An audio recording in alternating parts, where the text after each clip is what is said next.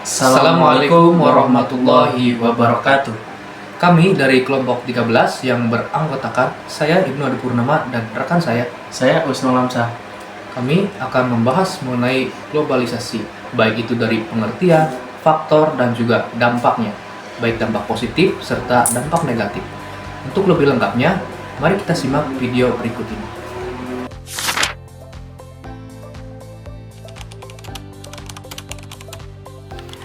Jadi, secara sederhana, globalisasi adalah proses integrasi internasional yang muncul dari pertukaran pandangan dunia, produk, ide, dan juga aspek budaya lainnya.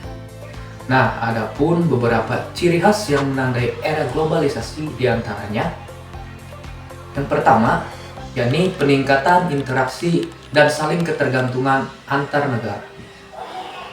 Jadi, apa yang terjadi di suatu negara bisa cepat mempengaruhi negara lain. Contohnya, di Indonesia sendiri yang sangat sekali bergantung terhadap bahan pangan impor, yaitu gandum yang berasal dari Australia. Kemudian, yang kedua, arus informasi, ilmu pengetahuan, dan juga teknologi bergerak sangat cepat.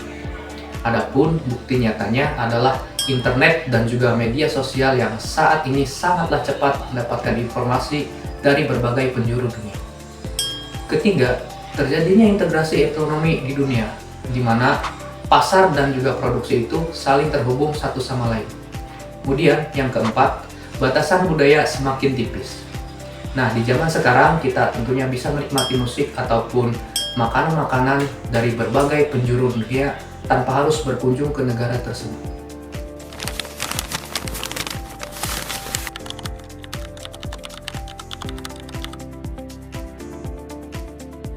Globalisasi tentu tidak terjadi begitu saja. Ada beberapa faktor-faktor kunci yang mendorongnya. Di mana faktor pertama yakni perkembangan ilmu pengetahuan dan juga teknologi atau yang lebih sering dikenal dengan kata iptek, terutama di dalam bidang transportasi dan juga komunikasi adalah suatu pendorong yang utama. Bayangkan saja, dulu surat butuh berminggu-minggu untuk sampai kepada penerima.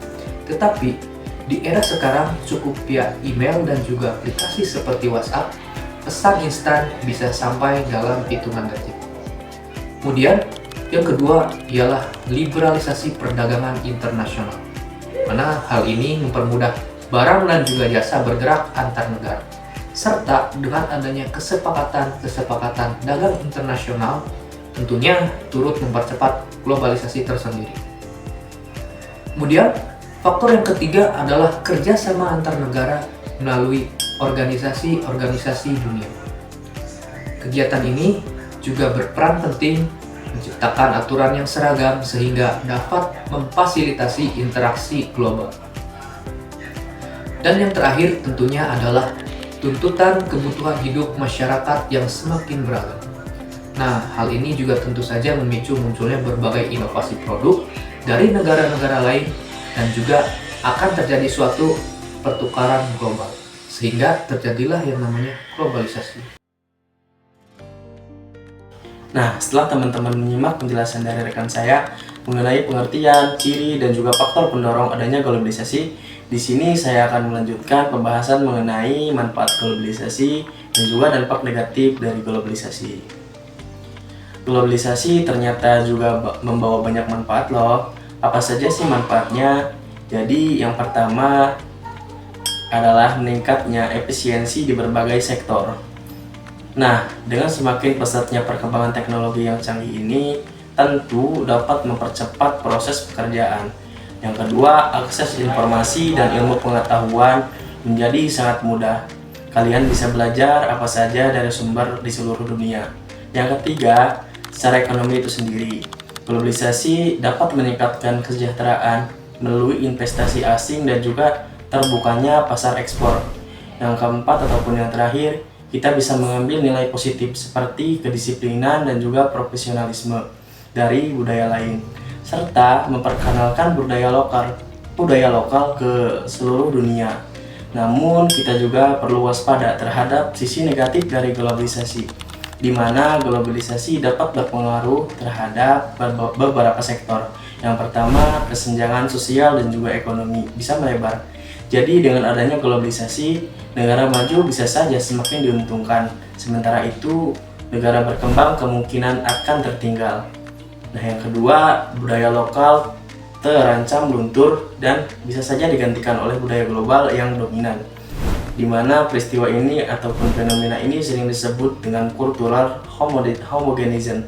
Yang ketiga, kerusakan lingkungan akibat eksploitasi sumber daya alam berskala besar untuk memenuhi permintaan pasar global. Tentu hal ini akan sangat berpengaruh terhadap kehidupan di masa yang akan datang. Dan yang terakhir adalah meningkatnya kriminalitas lintas batas, seperti adanya cybercrime dan juga perdagangan ilegal. Itu juga bisa menjadi tantangan di era globalisasi saat ini. Nah, teman-teman, dari pembahasan tadi dapat kita simpulkan bahwa globalisasi adalah sebuah proses dinamis yang tak terhindarkan. Globalisasi juga dapat diibaratkan sebagai pisau bermata dua yang dapat membawa peluang besar sekaligus tantangan. Tugas kita adalah menjadi warga dunia yang cerdas, serta harus bisa menyaring setiap pengaruh global dengan bijak, mengambil hal positifnya dan menghindari dampak negatifnya. Tidak hanya itu, sebagai warga negara yang baik, kita harus bisa dan tetap memperkuat jati diri bangsa agar tidak kehilangan akar budaya kita.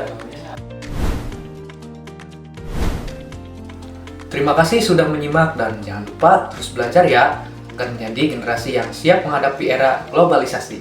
Sampai jumpa di materi IPS berikutnya. Wassalamualaikum warahmatullahi wabarakatuh.